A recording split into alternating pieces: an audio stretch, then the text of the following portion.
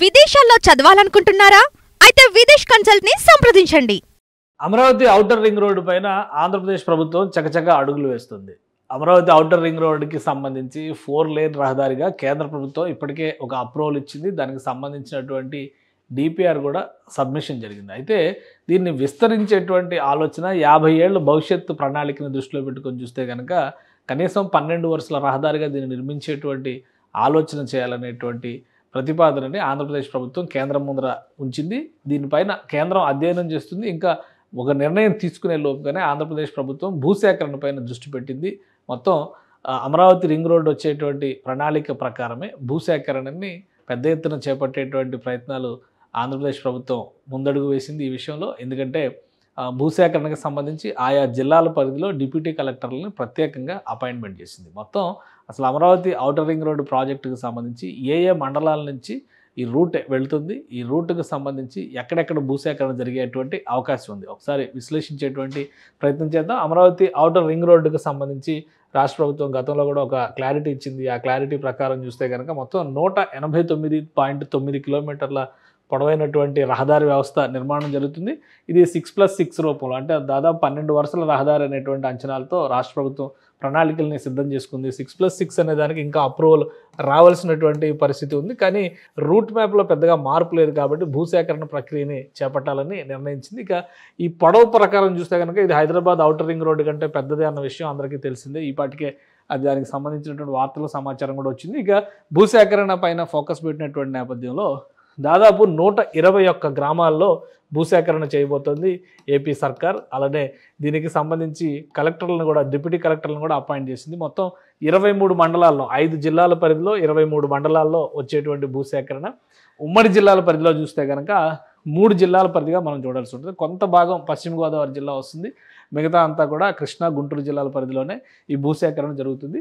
విభజించిన జిల్లాల ప్రకారం చూస్తే 5 జిల్లాల పరిధిలో ఈ భూసేకరణ జరుగుతున్నట్టుగా సమాచారం కనిపిస్తుంది. ఇక ఎన్హెచ్ఏఐ అంటే national highway authority of India అలైన్మెంట్ని ప్రతిపాదించినటువంటి, గతంలో పరిశీలించినటువంటి అలైన్మెంట్లోనే స్వల్ప మార్పులు ఉంటాయి. ఎందుకంటే ఈ అలైన్మెంట్ని అప్రూవ్ చేసేటువంటి సందర్భంలోనే ఎన్హెచ్ఏఐ కొన్ని సజెషన్స్ చేసింది. కొన్ని చోట్ల చెరువులు ఉండడం, అక్కడ తాత్కాలిక నిర్మాణాలు జరిగినటువంటి ప్రదేశాలు ఉండడం, అటువంటి ప్రాంతాల్లో ఒక 6 ప్రదేశాలని ఎన్హెచ్ఏఐ గుర్తించింది. ఫిజికల్ ఎగ్జామినేషన్ సందర్భంలో, ఫీల్డ్ సర్వే సందర్భంలో తీసుకున్నటువంటి నిర్ణయం. సో ఆ మోడిఫికేషన్స్ తప్పితే మిగతా అంతా యథాతథంగా ఉంటుంది. ఇక భూసేకరణకు సంబంధించినటువంటి అధికారుల నియామకం జరిగింది. పల్నాడు, గుంటూరు, ఏలూరు, కృష్ణా, ఎన్టీఆర్ 5 జిల్లాలకు సంబంధించి ఈ ప్రత్యేక అధికారుల నియామకం జరిగింది. వీళ్ళందరూ కూడా భూసేకరణ జరిగేటువంటి ప్రాంతాల్లో పర్యవేక్షణ చేయడంతో పాటు ఆ పరిధిలోకి వచ్చేటువంటి సర్వే నంబర్లో ఉన్నటువంటి భూ యజమానులతో సంప్రదింపుల ప్రక్రియ, గ్రామ సభలు నిర్వహించడం ద్వారా భూసేకరణ ఏ విధంగా చేయాలనే దానిపైన ఒక ప్రణాళికని అనౌన్స్ చేస్తారు. ఆ దిశగా ప్రయత్నాలు ప్రారంభించింది రాష్ట్ర ప్రభుత్వం. ఇక ఎక్కడెక్కడ వస్తున్నాయి ఈ అలైన్మెంట్స్ అనేది కూడా ఒకసారి మనం పరిశీలించేటువంటి ప్రయత్నం చేద్దాం. ఓవరాల్గా రాష్ట్రంలోనే అతిపెద్ద రింగ్ రోడ్డు, తెలుగు రాష్ట్రాల్లోనే అతిపెద్ద రింగ్ రోడ్డుగా మారేటువంటి అవకాశం ఉన్నటువంటి ప్రాంతం ఇది. ఇక మండలాల వారీగా ఒకసారి చూద్దాం. అది చూసే ముందర ఒకసారి మ్యాప్ ఏ విధంగా ఉందో కూడా పరిశీలిద్దాం. ఇది మొత్తం ఔటర్ రింగ్ రోడ్డుకు సంబంధించి చేసినటువంటి నమూనా. ఇది ఫైనల్ అప్రూవల్ చేసినటువంటి నమూనా. ఎన్హెచ్ఐ కూడా ఈ ప్రతిపాదనలకి ఆమోదం తెలిపింది. అయితే ఇందులో ఒక 5-6 ప్రాంతాలని ఎన్హెచ్ఐ సజెస్ట్ చేసింది మార్పులు చేయాల్సినటువంటి ప్రదేశాలు, ఈ రింగులు చుట్టినటువంటి ప్రాంతాలు. ఈ లొకేషన్ 1, లొకేషన్ 2, ఇవి ఈ 5-6 లొకేషన్స్ ఇవన్నీ కూడా ఎన్టీఆర్ జిల్లా పరిధిలో ఉన్నటువంటి ప్రాంతాలు ఇవన్నీ కూడా. కాబట్టి ఎన్టీఆర్ జిల్లా పరిధిలో కొన్ని మార్పులు చేర్పులు జరిగేటువంటి అవకాశం ఉంది. ఇక గుంటూరు జిల్లా పరిధిలో అయితే కేవలం 2 చోట్ల ఒక్క చోట మాత్రమే గుంటూరు జిల్లా పరిధిలో మార్పు జరిగేటువంటి అవకాశం ఉంది. ఈ లొకేషన్ దగ్గర ఫిజికల్గా అక్కడ వేరే కన్స్ట్రక్షన్స్ ఉన్నట్టుగా అధికారులు గుర్తించారు. ఇటు పక్కన చూస్తే ఇది కూడా ఉమ్మడి కృష్ణా జిల్లా పరిధిలోకి వచ్చేటువంటి ప్రదేశం. సో ఇది మొత్తంగా మ్యాప్ ఇది. దీన్ని బట్టి ఇక్కడ ఏ ప్రాంతాలని ఐడెంటిఫై చేసేటువంటి అవకాశం ఉంది, ఏ ప్రాంతాల్లో ఇక్కడ పనులు జరిగేటువంటి అవకాశం ఉంది, ముఖ్యంగా భూసేకరణకు సంబంధించినటువంటి పనులు జరిగేటువంటి అవకాశం ఉంది, మనం పరిశీలించేటువంటి ప్రయత్నం చేద్దాం. సో మండలాల వారీగా ఏ ప్రాంతాల్లో ఎక్కడెక్కడ భూసేకరణ జరుగుతుందో ఒకసారి పరిశీలించేటువంటి ప్రయత్నం చేద్దాం. ఇది ఫస్ట్ గుంటూరు జిల్లా పరిధిలో ఎక్కువ భూములకి సేకరణ జరిగేటువంటి అవకాశం ఉంది. ఎక్కువ మండలాలు, 11 మండలాలు వస్తున్నాయి ఒక్క గుంటూరు జిల్లా పరిధిలోనే. 11 మండలాల్లో మంగళగిరి మండలంలో కాజా, చిన్నకాకాని దగ్గర ఈ భూసేకరణ జరుగుతుంది. దానికి సంబంధించి వచ్చేటువంటి సర్వే నంబర్లను అతి త్వరలోనే అధికారులు వెల్లడించబోతున్నారు. ఇంకా గుంటూరు తూర్పు మండలంలో గుంటూరు, బుడంపాడు, ఏటుకూరు, పశ్చిమ మండలంలో వస్తే పొత్తూరు, అంకిరెడ్డిపాలెం, ఈ 5 గ్రామాలకి సంబంధించినటువంటి డేటాని అతి త్వరలో రిలీజ్ చేస్తారు. ఇక మేడికొండూరు మండలంలో ఎక్కువ లిస్టు కనిపిస్తుంది. సిరిపురం, వరగాని, వెలవర్తిపాడు, మేడికొండూరు, డోకిపర్రు, విసిదల, పేరేచెర్ల, మందపాడు, మంగళగిరిపాడు ఈ గ్రామాలన్నింటిలో కూడా భూసేకరణ జరగడానికి అవకాశాలు కనిపిస్తున్నాయి. తాడికొండ మండలంలో పాములపాడు, రావెల ఈ ప్రాంతాల్లో భూసేకరణ జరుగుతుంది. దుగ్గిరాల మండలంలో చిలువూరు, ఈమని, చింతలపూడి, పెనుమూలి, కంఠంరాజు, కొండూరు ఈ గ్రామాల్లో భూసేకరణ జరుగుతుంది. ఇక పెదకాకేన మండలంలో నంబూరు, అనుమర్లపాడు, దేవరాయ, బొట్లపాలెం ఈ 3 గ్రామాల్లో భూసేకరణ జరుగుతుంది. తెనాలి మండలంలో వచ్చి కొలకలూరు, నందివెలుగు, గుడివాడ, అంగలకుదురు,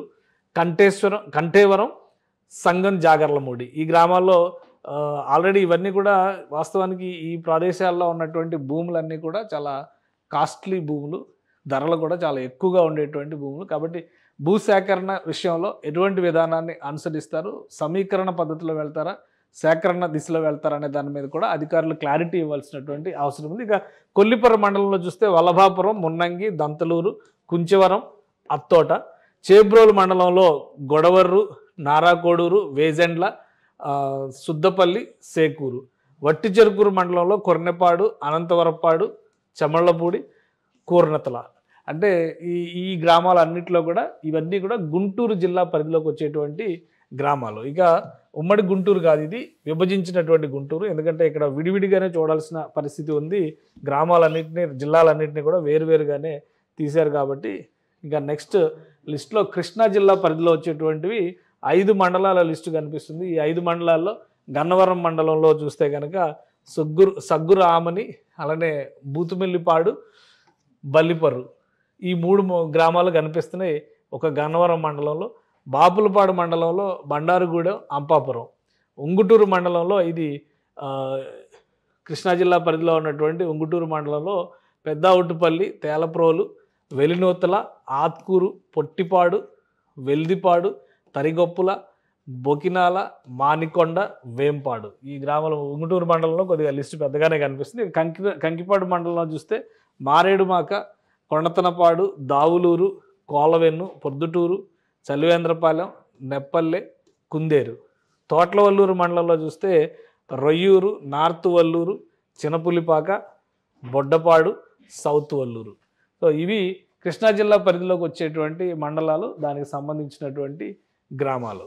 నెక్స్ట్ ఎన్టీఆర్ జిల్లా పరిధిలోకి వచ్చే అంటే ఇది ఉమ్మడి కృష్ణా జిల్లా ప్లస్ ఎన్టీఆర్ జిల్లా రెండు కలిపి చూస్తే ఉమ్మడి కృష్ణా జిల్లా పరిధిగా చూడాల్సి ఉంటుంది.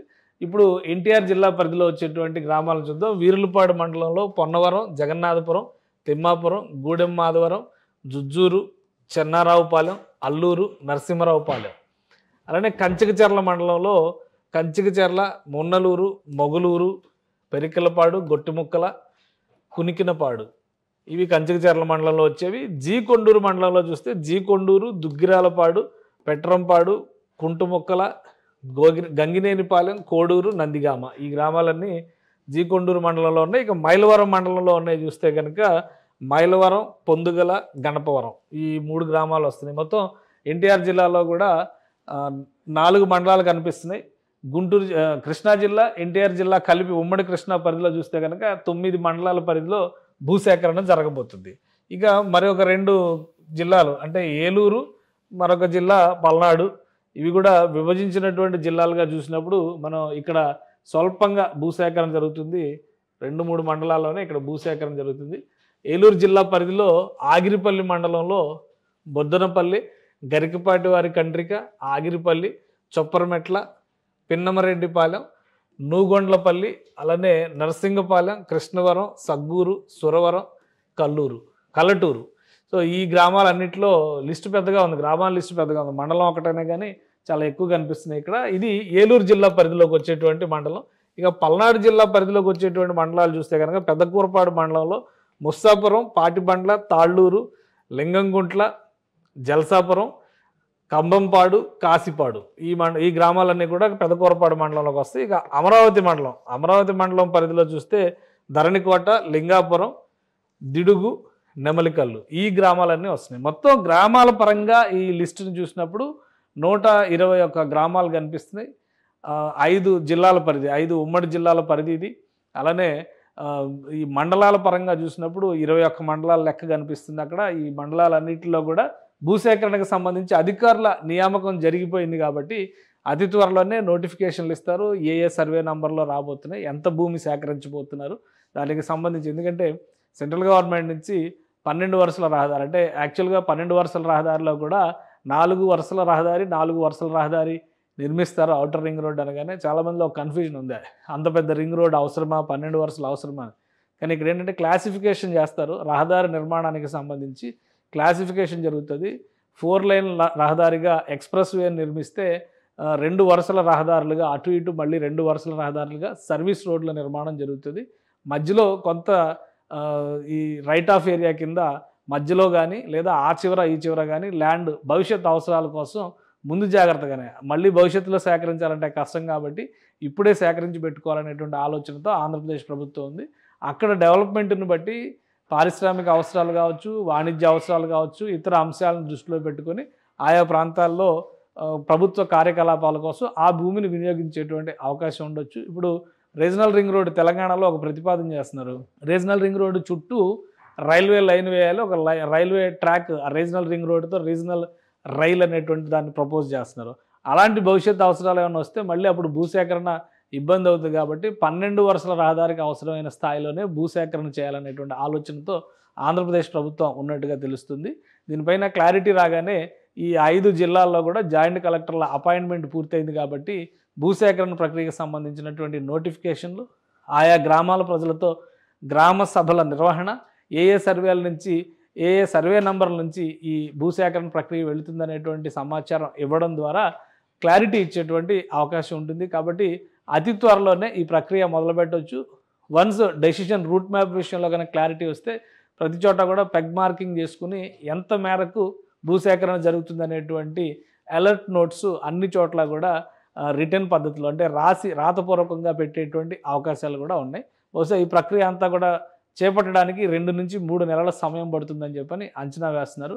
ప్రాజెక్ట్ నిర్మాణానికి సంబంధించి అయితే కనీసం 3 ఏళ్ల సమయం పడుతుంది కాబట్టి ముందస్తుగా చేయాల్సినటువంటి ప్రొసీడింగ్స్ అన్నిటిపైన కూడా ఆంధ్రప్రదేశ్ ప్రభుత్వం ఫోకస్ పెట్టింది. అతి త్వరలోనే అమరావతి ఔటర్ రింగ్ రోడ్డుకు సంబంధించి ఈ 5 జిల్లాల్లో భూసేకరణ ప్రక్రియ ప్రారంభం కాబోతుంది. సుమన్ టీవీలో మీ పర్సనల్ అండ్ బిజినెస్ ప్రమోషన్స్ కోసం కింది నెంబర్కి కాంటాక్ట్ చేయండి.